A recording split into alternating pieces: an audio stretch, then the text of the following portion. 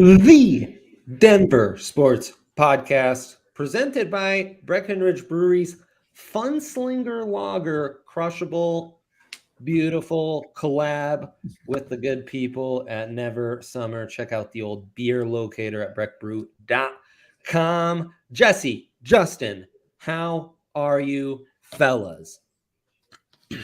I'm doing great. Even though the Avs lost last night, I'm doing great. You know, title defense season, you get some buffer, right? I think so. Though nowadays you never know when we're all trying to, race to the quickest dumb take on Twitter. I never know. Justin, we are football guys. We've known each other for years. All we do is talk football. But I think from both our perspectives, it's a joy to have hockey back right now.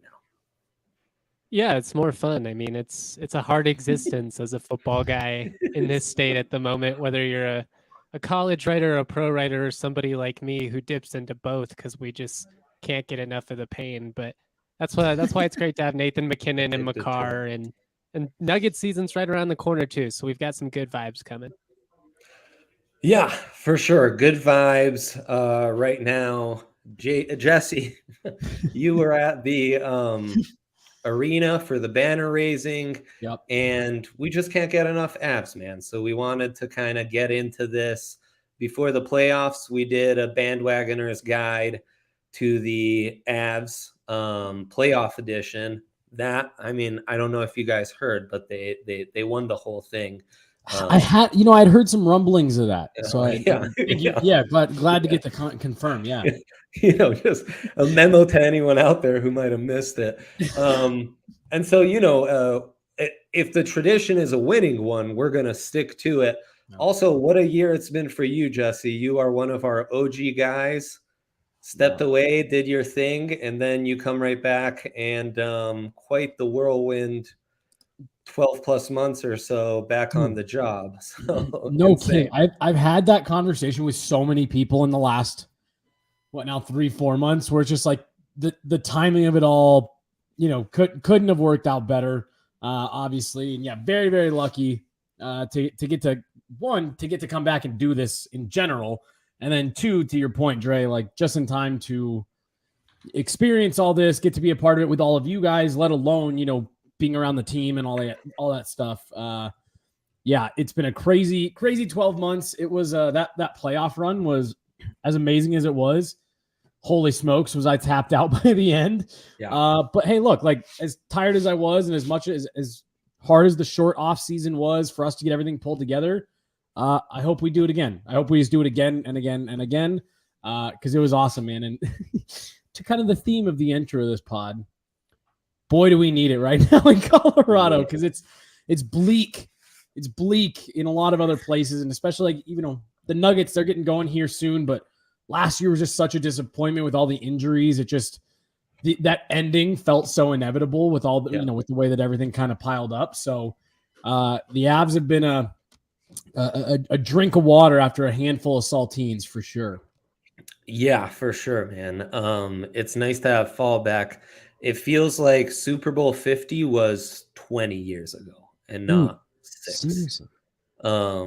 So Justin, we needed this, man. And we got to see the cup and stuff.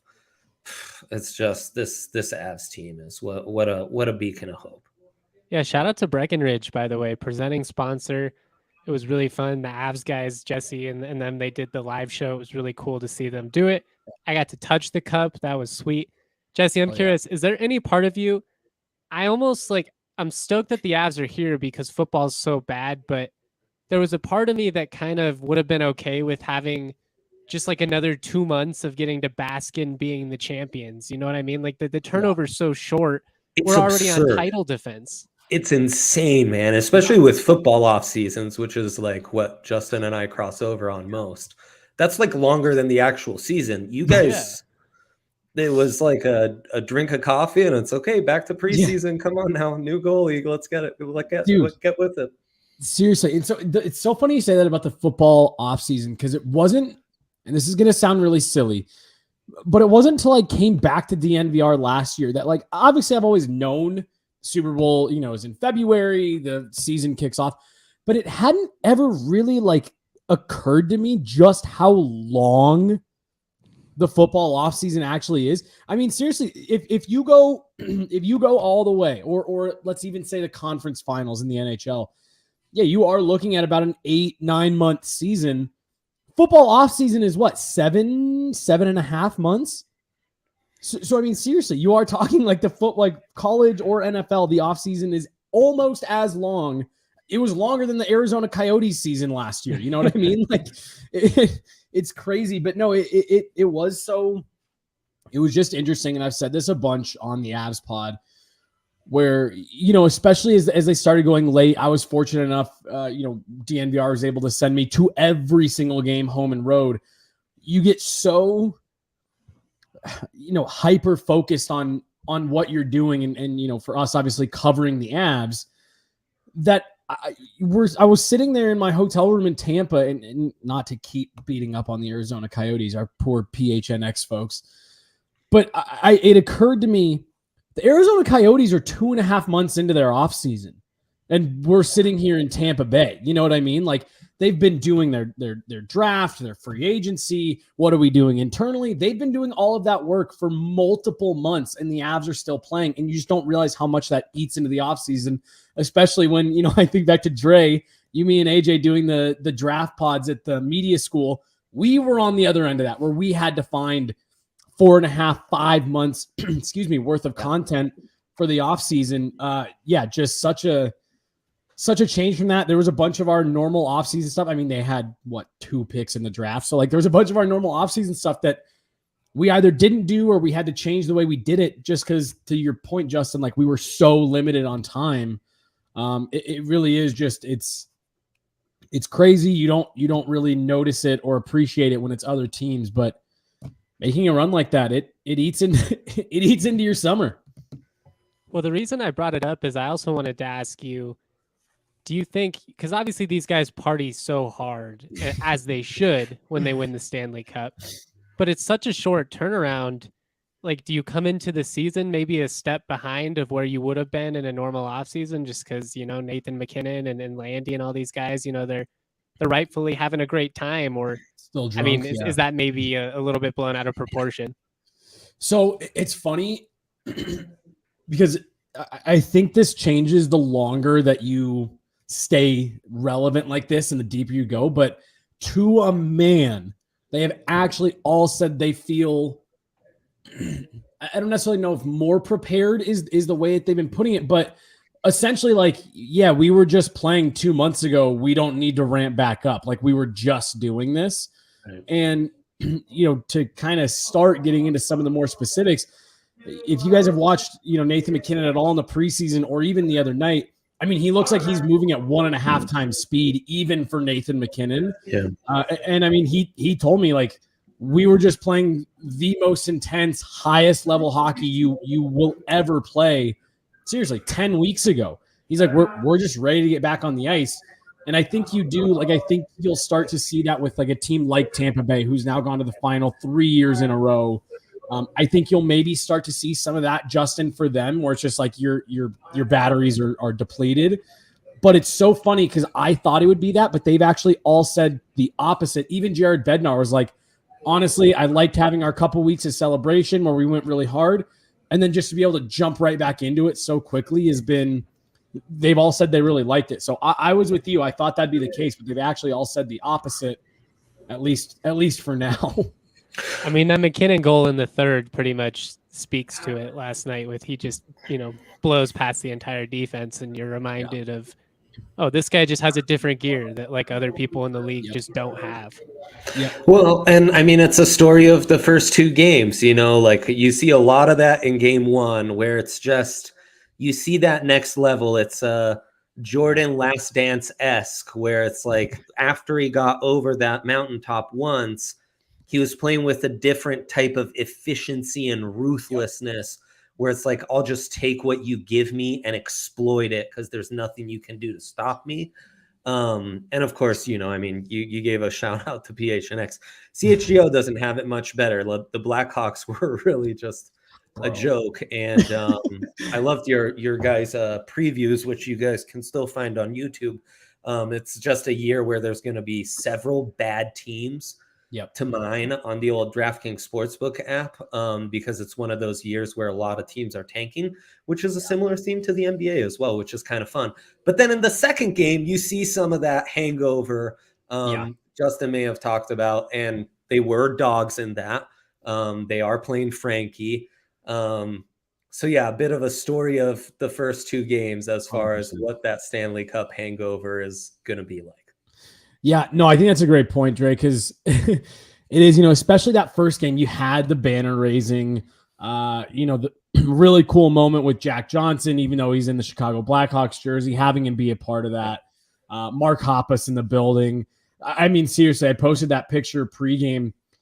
Honestly, I think the seating bowl is at about 95% capacity when their skates hit the ice for warmups. So I mean, like there was just like an energy in the building. So I think that's a great point, Dre, because you felt it, and I thought it represented their play. Like you said, the Blackhawks, bet against them a lot this year because they are actively trying to be bad. And whoa, mission accomplished on night one there. But they did. Even that aside, seriously, that game, it was 5-2. What could have been 9-0. I mean, like, to me, the difference on the ice was that big. And then just coming off that emotional high to the next day, bit of a letdown. They're able to push back a bit.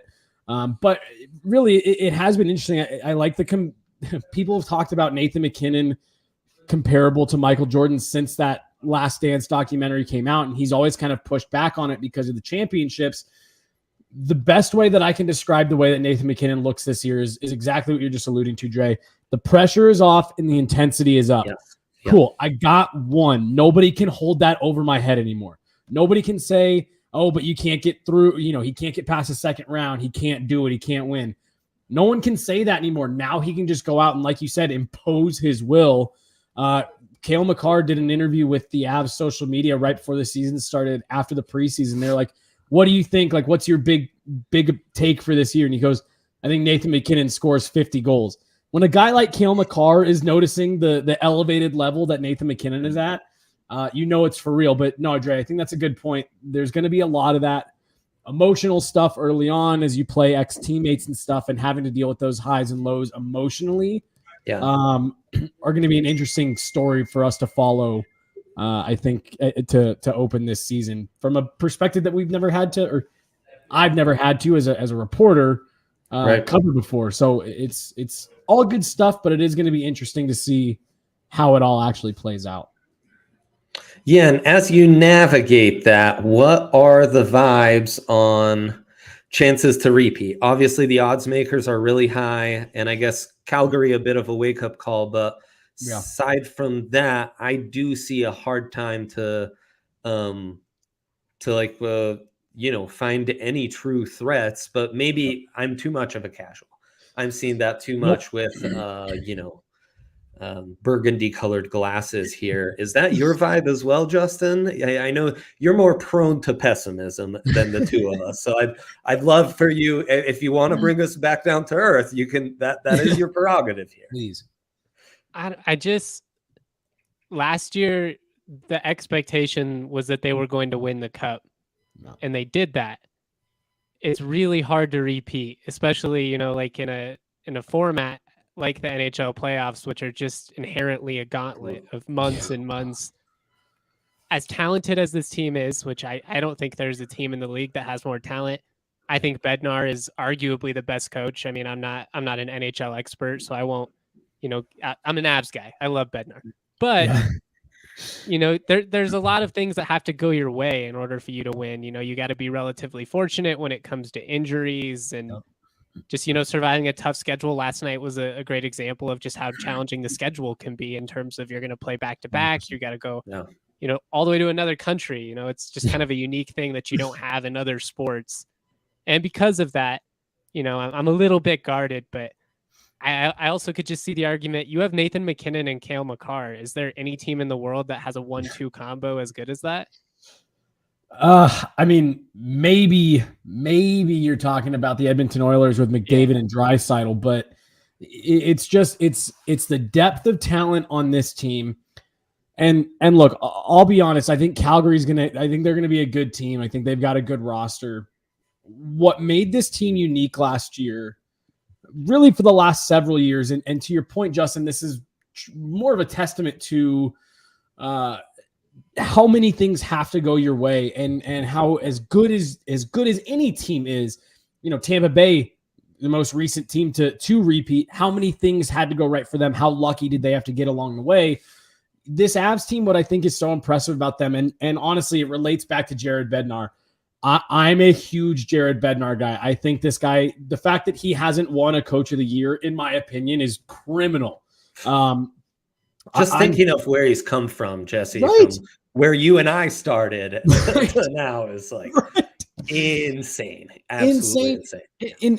In the window that he's done it in, it's truly remarkable. And honestly, to take this kind of a step further, Dre, to what you're talking about, where he started from, it was really only 1 year later to when they entered kind of into this competitive window. Now, they were an 8th seed, weren't really a big threat that first year, but to take them from the worst season in modern NHL history to a playoff appearance in 1 calendar year, like that alone is remarkable, let alone 5 years removed from that. You're hanging Stanley Cup banners. But part of what I think makes this team so special is they, as good as it is to have guys like Nathan MacKinnon, Cale Makar, Mikko Rantanen, Gabe Landeskog, Val Nichushkin, Devontae, like the list goes on and on. As great as it is to have all those guys, what you saw last year in the playoffs was this is a team of guys who are bought in. They understand who they are, and every guy understands their role. I had a great conversation with Eric Johnson the other day, and he said one of the things that makes this team so special is we have a lot of guys who could probably play bigger roles on other teams. Not probably, could definitely play bigger roles on other teams. Eric Johnson being one of them. But everybody has said we would rather play our roles. Maybe it's a slightly diminished role. Maybe I'm making a little bit less money here. But, I'm laughing all the way to my ring ceremony. You know what I mean? Like everybody says, I'd rather play this role to the best of my ability and win championships than maybe go somewhere else and play 7 more minutes a night. And that's, I think, a unique quality about this team. They lose Nazem Kadri for a stretch in the playoffs. No Darcy Kemper for the entire Western Conference final. Sam Girard, a guy who, in my opinion, would be a top pairing defenseman on half the teams in the league, goes down early in the second round, and this team didn't miss a beat. They didn't miss a beat with one of those injuries, and that, to me, is what I think makes them a real threat to repeat. Yeah, maybe you got a little bit worse on paper, but you just showed time and time again last season, whether it be in the regular season or the playoffs, this isn't a team defined by one player, even though you have the super high-end elite talent that you do. That's not what defines them. That more of just adds to what a committed, bought-in team this really is. And as long as they have that, they are going to put themselves in a position to at least contend for it. But to the point that we were making a minute ago, a lot of things have to go right. You have to get lucky along the way. But to answer the original question, out west, in my opinion, it's Calgary as really the only kind of threat. Other than that, you're really talking about Eastern Conference teams. And at that point, you're talking Stanley Cup final matchups. And once you're there, it's kind of a coin flip, Yeah, for sure. If there's any mini concern, and it's kind of heightened by yesterday's game, it's that once in a while in the Stanley Cup playoffs, it's nice to have your guy in net steal one for you. And I don't know if they have a guy who can steal it. And, Gruby at times 2 years ago, Darcy at times, especially more so in the big regular season matchups than could once in a while just steal one when the team was getting the random game where they're getting outshot 2-1 like yesterday, and they actually can hang with it. And that's where the phenoms like Cale and Mac and everyone else you listed off can completely take over. But right now, plus 200 to win the Western Conference Finals on DraftKings Sportsbook app, one of our great sponsors. And, while it's not maybe the greatest time for football in Colorado, you have many insights that you can use to your advantage as a football fan in Colorado to make money right now. New users can bet just $5 on any NFL team to win and get $200 in free bets if they do. All that on top of their stepped up same game parlays. You can do SGP X's. Yesterday parlayed the Avs with Thursday Night Football. Carson Wentz not getting an interception screwed me. Actually, the Avs not winning would have screwed me. But it doesn't matter, had things gone how I thought they would.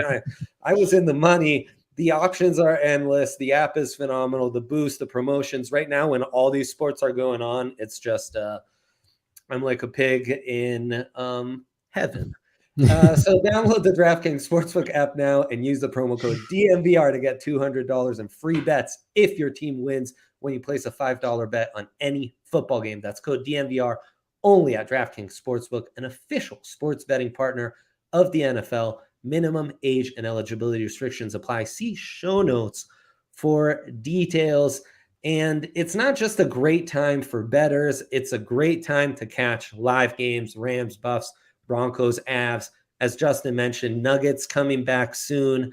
And our friends at Game Time have you set. It's the hottest new ticketing app.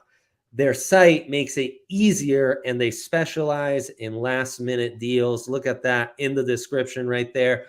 You've got that link where you can get the hookup on all these tickets locally, and it's not just sporting events. I want to take the little one to the matinee or something. Skip some nap time. We're not doing nap time anymore, so you might as well go see a midday show. You can do that. She's actually phenomenal at live games. Thanks to Game Time, took her to the first ever Coors Field game.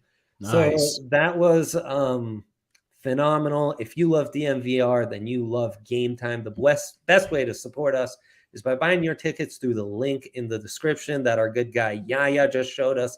Join over 15 million people who have downloaded the Game Time app and score the best seats to all your favorite events.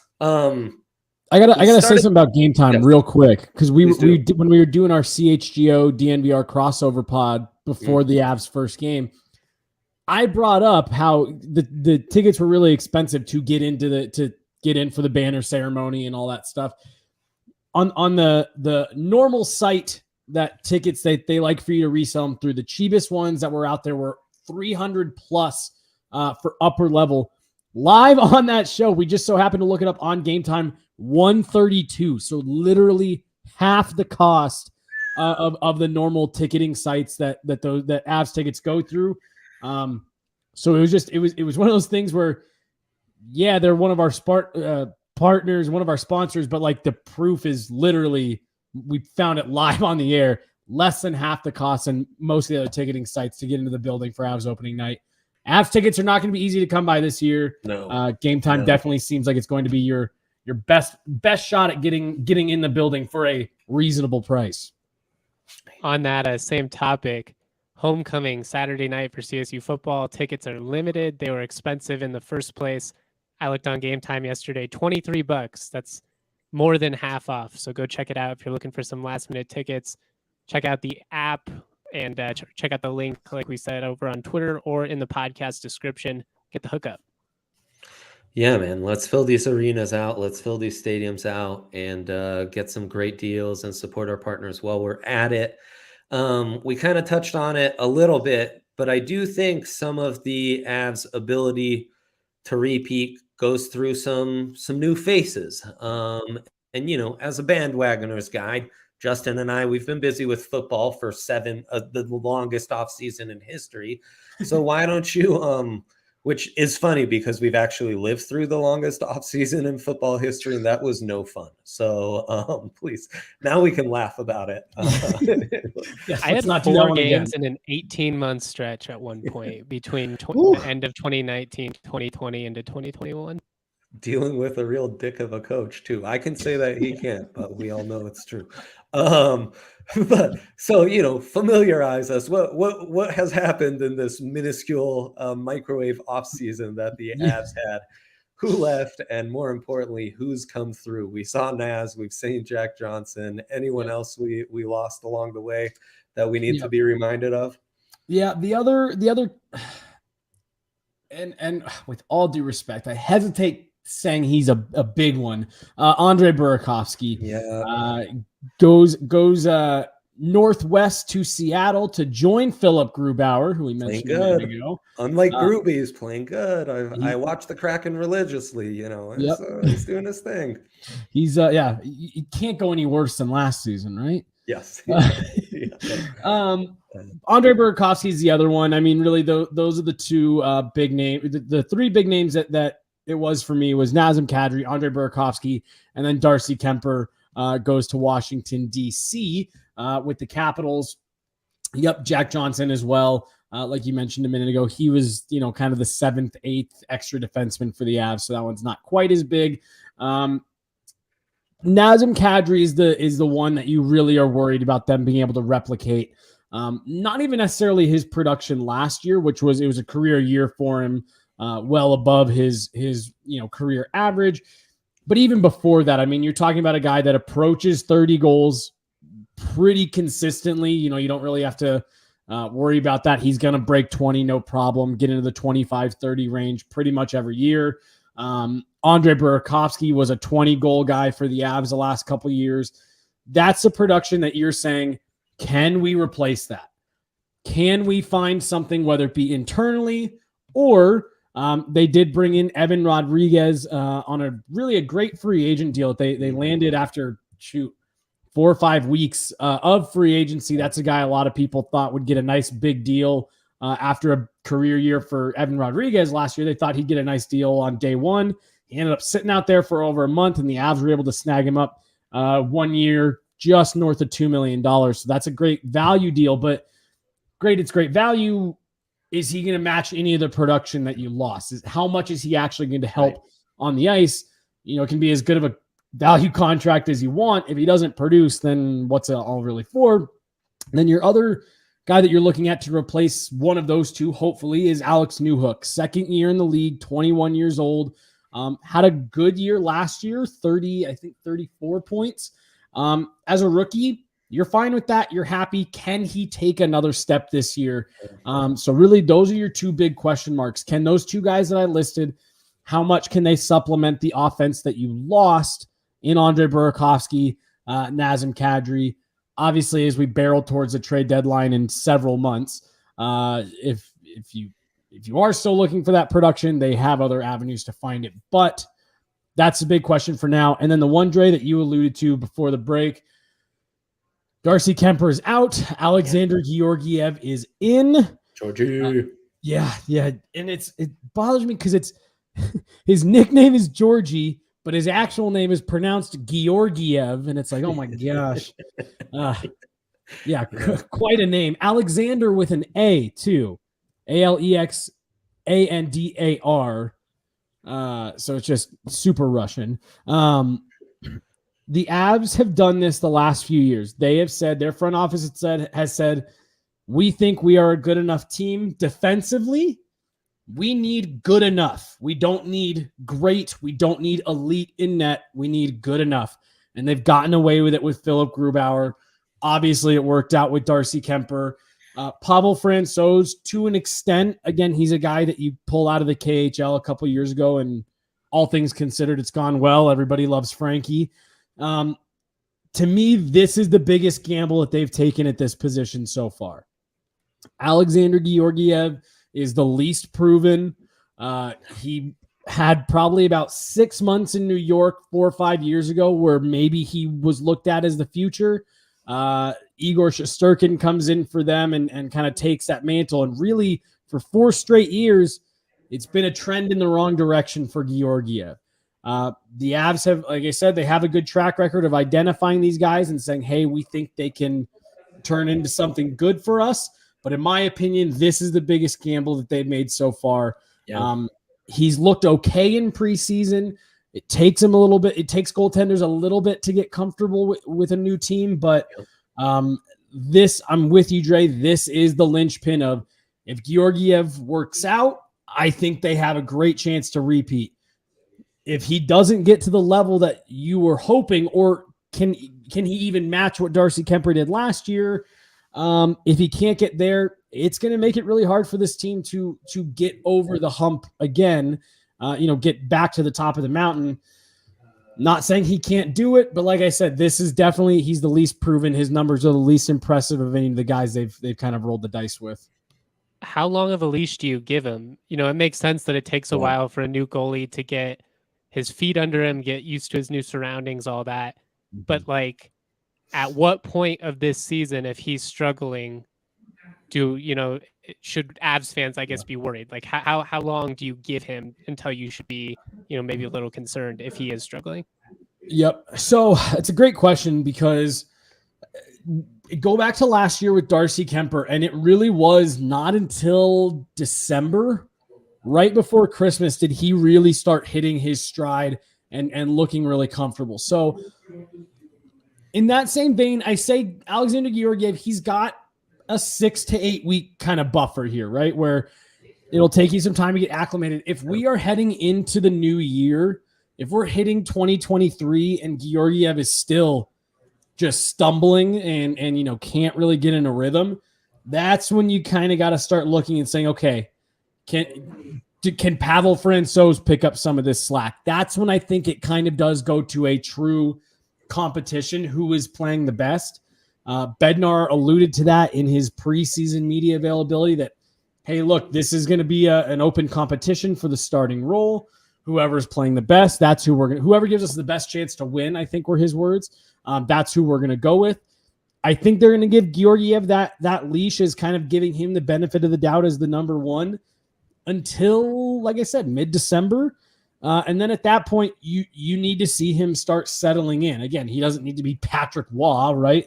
But you need to see him settling in. You need to see him steal a game, steal a period. That's one thing that I actually thought Francouz did all right last night. They got absolutely shelled in that first period, and he kept him in it.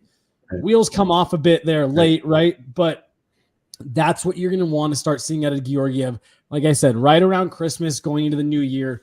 If it's not happening by then, I'm not saying worry or panic, but you maybe need to start looking for some other options. Like I said, can Francouz pick up the slack? Can you use this competition a little bit to see if one of the guys will grab the net from the other one, instead of them just, bouncing back and forth, and this guy struggles and he's been okay, and well, he was all right for a game or two. If you get to that point, you need to see one of them seize the net, or you may need to start having some other conversations.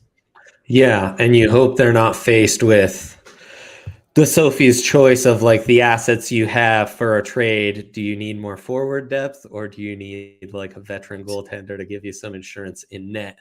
And it feels way riskier because it's at the goalie position, but it feels similar to some of the gambles they've taken on some of the more analytically inclined signings they've made, the Donskois, Burakovskis that have worked out for them. Nichushkin, yeah, absolutely. And I think along those lines, this team has really shown an ability to take guys on the margins, put them in this kind of context with an explosive offense with some generational talents around them, and see them explode. I mean, to a lesser extent, we see that from Nas having a career year, right? Going 100%. From a solid second line center to like top 5 fantasy player last year. So who would the candidates be on this team to maybe make that extra jump? And I think Newhook and Erod, we might have already mentioned a couple of these guys. Yep. The big one for me, and it's funny to say this, because he became such a huge part of Avalanche lore already, but we forget he came in at the trade deadline. For me, it's Arturi Lehkonen. I think he's the next one on that list of guys that you were just talking about, Dre. And that's something that, again, I think has been a little bit underrated, maybe not here locally, and especially not here at DNVR, but a little bit more on the national scale. The Avalanche pro scouting department, whatever they're paying that group of guys, it's not enough. They are just, it's year after year after year now of them identifying exactly what you're talking about, Dre. Guys that look like fringe guys, bottom 6 guys, bottom pairing defensemen. They come to Colorado and something happens and suddenly they are elite producers. Val Nichushkin is out of the league. He's in the KHL, hadn't scored a goal in the NHL in 2 calendar years. comes to Colorado, and within 3-4 years, he's signing an 8-year extension because he's just that important to the team. So that's where, again, just tying off kind of the goalie conversation, you say, okay, cool. At a certain point, you guys know more than me, I guess, right? So you trust him with Georgiev. But really, for me, it's Artturi Lehkonen. He's the one this year where I'm expecting I'm expecting us to see a huge jump from him. I asked Bednar about him the other night. I said, look, when you guys brought this guy in, he wasn't really known for his goal scoring. He was known as what you mentioned there, Dre, an analytics just dream. He forechecks. He does all the little things well. And now suddenly here in just a few months, he scores the goal to send the Avs from the Western Conference Final to the Stanley Cup Final. He scores the Stanley Cup clinching goal and then opens the season with a 2-goal performance the other night against Chicago. And I said, what is it? What can you say about this dude? And Bednar said, look, he does everything right. He does every little thing right. He does exactly what we want players in his position to do. Get in hard on the forecheck, go to the net, be strong on your stick. We don't need you to put guys through the wall, but we need you to be hard to play against in the sense of anytime there's we saw it in that Tampa Bay series. Anytime the Bolts were trying to come out of their zone, you had one of Artturi Lehkonen or Val Nichushkin or Logan O'Connor just draped all over him. That's what he does. And then that's where you get to benefit from guys like Nathan MacKinnon, Cale Makar, Mikko Rantanen. When Lehkonen is doing all those little things right, you get to play with great players. You get rewarded for it. So that is the next guy that I think is going to be one of those you look back on it and say, holy smokes, how did Montreal let this guy go? But it's that Avs pro scouting department. They said, we see the analytics. We like what he does. We like the way he plays. We think he fits. It's the famous Herb Brooks line, not looking for the best players. I'm looking for the right ones. And I think he's going to have a big year this year. So that's the big analytics jump that I think you'll see on the Avs roster this year. Why do other GMs take Joe Sakic's calls at this point? Like, he's just going to fleece you. Like, I feel like every negotiation must just be like, it's a silly movie, but Draft Day with Kevin Costner at the end where it like comes full circle and he's big confident on the phone. I feel like that's Joe Sakic just saying, like, yeah, and you're going to throw in this too. And they're like, no, we want to keep him. And no, you're going to give me him because I feel like it. And they're like, okay, Joe. Well, it all started with the Matt Duchene trade. Yeah. Where everybody had said he overplayed his hand. He waited too long. Yep. He lost all of his leverage. And then suddenly the details of the trade break. It was probably 2 or 3 times what anyone thought he would have been able to get back originally. Multiple first-round picks, multiple high-end prospects. It kind of exceeded that. And then, yeah, Justin, you're right. Ever since that trade, I mean, he's just turned up aces on every single deal. The Nazem Kadri deals, Tyson Barrie and Alexander Kerfoot. You bring back an almost 90-point player, super clutch for you on a Stanley Cup run. Devon Taves, 2 second-round picks for Devon Taves. Insane. Devon Taves would have been a top pairing defenseman on Team Canada at the Olympics last year had the NHL gone. And you didn't even give up a player off your roster for him. It's just been, like you said, everything has just turned up aces. I can't believe GMs are still taking his calls. It's just been great for him. Everything he's done since Patrick Waugh left 2 weeks before training camp and the reins were kind of fully turned over to Joe. He is fully cemented himself as if he wasn't already. He's right up there with John Elway in terms of what he's done for this city in sports. 2 Stanley Cups as the captain of the Avs and 1 already as a GM. And just with the way that he's built this roster, managed the cap, I imagine you hope he's got a couple more in there here over the next few years. On an absolute heater, man. He's been just amazing. And when it's already like an idol for all of us growing up that's doing it, it's just like gravy on top.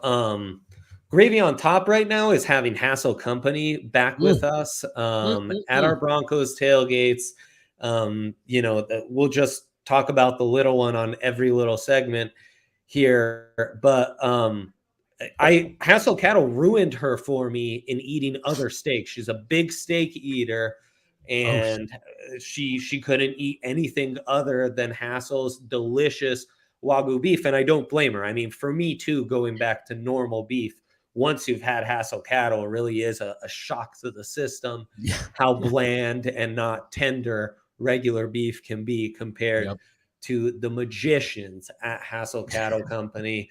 Code DNVR 20 for 20% off the entire order. If you want to get a taste before purchasing, head over to our tailgates. Yet another reason to party with DNVR and enjoy a delicious smoked stuffed sausage off the grill. Oh yeah, those are unreal, insane. It's all wild. It's really like Hassel's too good for us mortal humans, similar to like some of the ads players. It's just insane. Head to hasselcompany.com. Let's get that right. hasselcattlecompany.com to secure your bag of beef and use code DNVR20 for 20% off your entire purchase. That's DNVR20 for 20% off. And it just gets better here with Ivanka TV and our exclusive Nuggets guys going to Serbia and checking that out. A truly monumental experience. They're the new GOAT in Colorado sports. They were able to send us out Justin was doing some sideline reports for a Rams game for they put me on TV 2 weeks back. They put them on TV. It's happening, people. They're true homies, and they're true homies because in a time where we have these amazing teams in Colorado and some, generational talents, it's been so frustrating not being able to watch those. And Ivanka TV takes care of you on that end. Get to watch Avs, Nuggets, DU, hockey, CSU, UNC, and MSU. There you go. And again, they're taking care of us on all fronts. They will air the Serbia documentary exclusively on their channel. You won't be able to find it on YouTube like this podcast. So it's just an incredible deal. And right now, go to Ivanka TV and you can sign up for just $25 a month plus a $5 receiver. Check out the trailer for 100 Invisible Threads. It's live on our YouTube channel. And set yourself up at evoca.tv/DNVR to watch all your favorite Colorado teams. So there you go. I want to go back to the conversation. We paused there for a second before my amazing transition. The defense, you're talking about Tays with Makar and what an insane pairing that is. And like, I imagine that would be, both of those would be the top two lines for Team Canada right now, which to have that is just gravy. But in my top breakout candidates, I would have mentioned Bobai, which I know Kat brought up in the comments, from New Hook, same class, a top 5 pick, a guy who really in the playoffs, I think, started to find that extra gear. And he doesn't get those top pairing minutes or, much time on special teams because he's got to wait behind Tays and Makar. But I think we could see some really big things, and he's just an incredible talent. Yeah. Again, a piece of that Matthew Shane trade all these years later, now, just now starting to bear the fruit. Look, Elliot Friedman of Sportsnet, one of the most plugged in guys in the NHL, if not the most plugged in. They do a great podcast every week called 32 Thoughts. I always listen to it and make sure I'm up on stuff around the league. And he made a comment about Bowen Byram in their Western Conference preview. And he said, look, I talked to several GMs around the league, and multiple said to me, this is Elliot Friedman saying, what we saw out of Bo Byram in the Stanley Cup final was our worst case scenario. He looks like Cale Makar light, and it's really not that light. And if you're an Avs fan, that is music to your ears. And honestly, I agree. Bo Byram led the Avs, all Avs defensemen in even strength ice time in the Stanley Cup final. Like Alex Newhook, he's just 21 years old. He's had the injury problems. It's crazy. He's had the injury, the concussion issues the last couple of years. It looks like he's finally on the other side of that. Scores a goal last night. Look, man, that is part of what makes this decor so special. Not only are they deep, not only are most of these guys locked up long term, Bowen Byram is 21, Sam Girard 20, 24, 25, Cale Makar 23. It's just they have elite defensemen that aren't even in their prime yet. Their best years are theoretically still ahead of them. And Dre, I'm with you. To me, Bowen Byram, I think the ultimate goal for the Avs is to have a top pairing of Cale Makar, Bowen Byram, long term. Because you have guys like Devon Taves and Sam Girard, you can kind of slow play that a little bit. You don't need to rush it there. This is the best decor in the league. Don't let anyone tell you otherwise. Calgary has a really good decor. We saw that last night. There is no other team in the league that has the depth and the high-end ability and talent that the Avs do. Seriously, by the end of the year, we just, Dre, you mentioned Taves and Makar both being the top defenseman for a theoretical Team Canada Olympic team. I wouldn't be surprised at all if by the end of this current season, you're talking about adding Bowen Byram to that list as well. And if your NHL team is making up half of the decor for what is historically the best hockey country in those best on best tournaments, you got a lot of things going right for you. So Bowen Byram, I definitely think he's my pick for a huge breakout this year as well.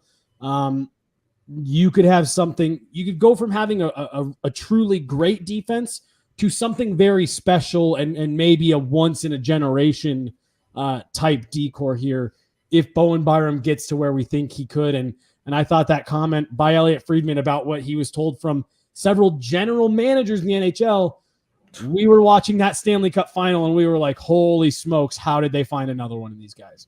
Yeah, I'm in full like Antonio Banderas gift mode. Just insane, man.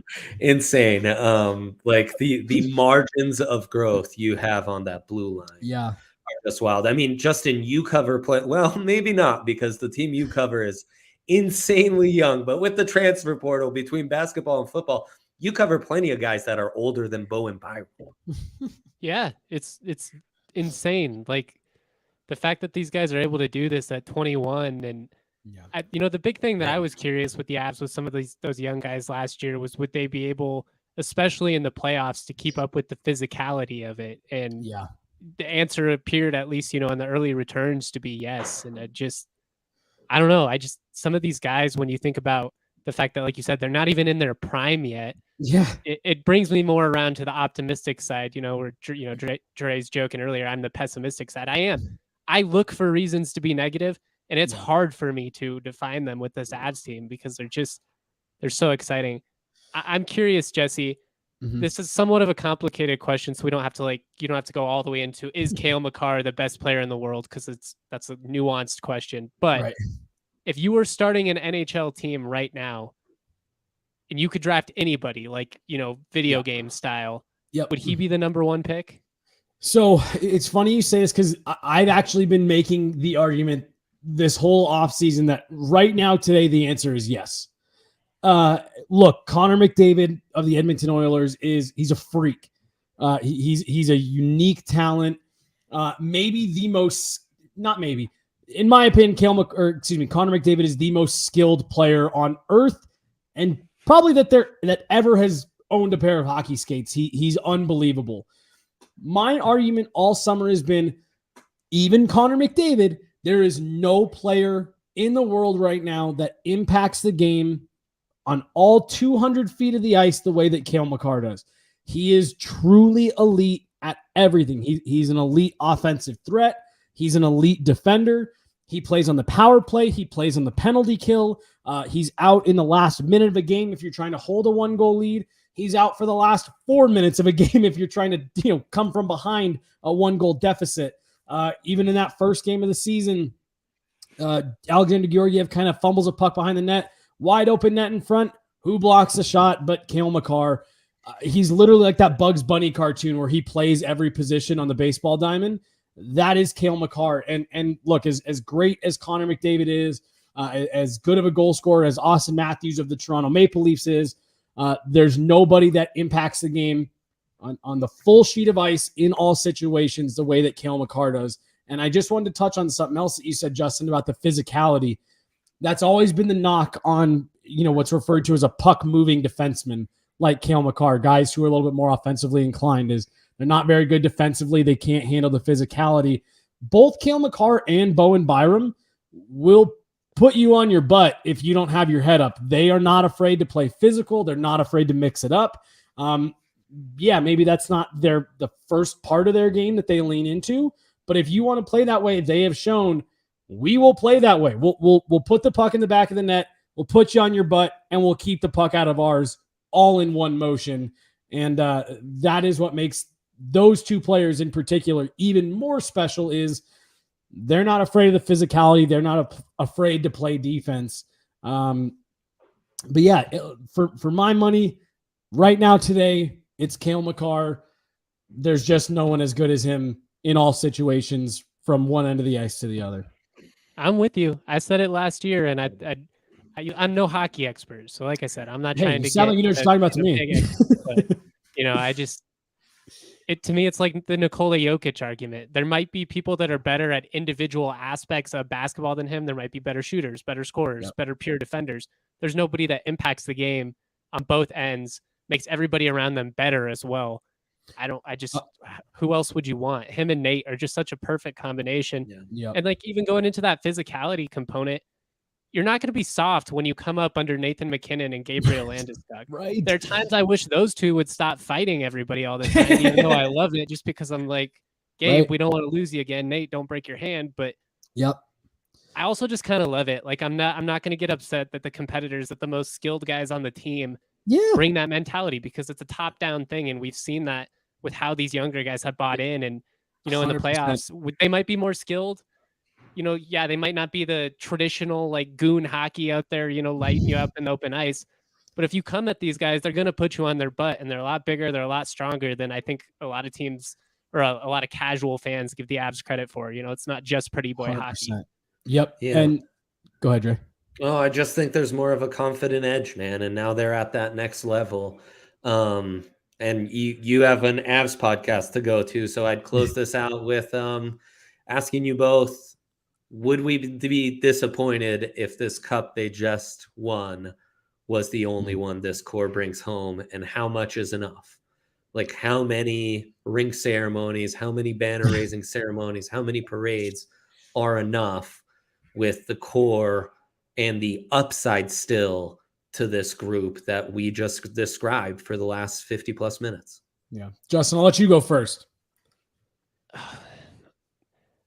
Getting there once is so hard that I don't know. Like, I wouldn't want to frame it as if they don't win another one, that it's a failure.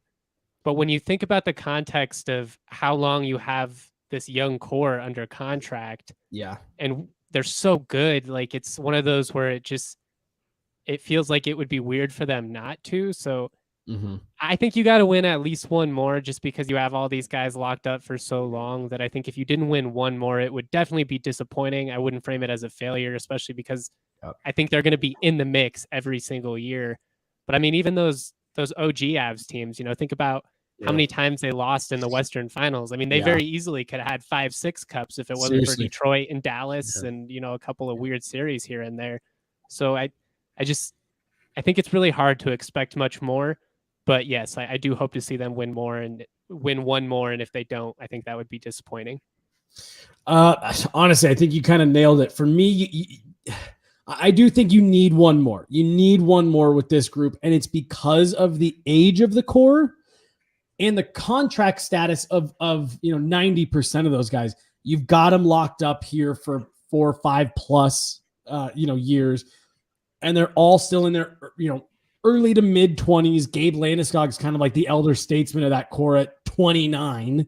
So I think you need to get one more. And really, I think the goal is to have a Chicago Blackhawks / Pittsburgh Penguin-esque kind of run here, where if you can stretch 3 cups over 6 to 10 years, I think you feel like this was not only, obviously 3 championships is a, resounding success, but you feel like you got your money's worth out of this core, if that makes sense. Again, you don't need to win them all in the next 3 years, but Chicago did 3 cups in 6 years, 1 every other year. I think if you can do 3 cups in 6 to 8 years, whatever happens past that, if you got to enter into rebuild, it's whatever. You can go through 4 or 5 years of kind of a little bit of pain, and you're happy with it. You do it 10 times over again. You want to stay as relevant as you can for as long as possible. And again, I think the Pittsburgh Penguins, Boston Bruins are kind of the model for that. Can you keep this core competitive for that long? If you can, that elite talent should at least take you to 1 more, if not 2. Yeah, Before you go, should I bet on MacKinnon to win the MVP? I bet on Cale Makar. I meant to ask this earlier. Cale Makar. That's the juicy play. That's Makar for MVP. Play. Yep. Okay. That's my pick for this year. He's the chosen one. All jokes aside, there's buzz around him this year, and hockey writers love to do this where it's just a guy's year. It's just kind of Cale Makar's year. He just needs to back up some of the hype. So Cale Makar is he's my MVP bet for this year on DraftKings. Over 78.5 points too this season, right? Yep, I think so. Yeah, I think so. I think he pushes 100 like Roman Yossi did last year. That's what I'm saying. Hammer away. I'm with you guys both. I think 2 is the baseline because holding them to anything higher than the golden era feels unfair. Right. But at the same time, when you think of the age of a lot of these guys or the length of the contracts, guys like Mac or Landy just got signed under the last 2 seasons. Feels like even 2 might feels almost stingy, which is insane to say, but that's how good this group is. Justin, Avs fans had to suffer through well over a decade of some pretty brutal hockey. The Avs fans deserve a couple more here. We were owed. 2 of my favorite people to podcast with. Thank you both for doing this. A true joy. Jesse is doing an Avs pod in mere minutes, so check that out. Justin has you covered on all things Ram, who suddenly look a little frisky in conference play.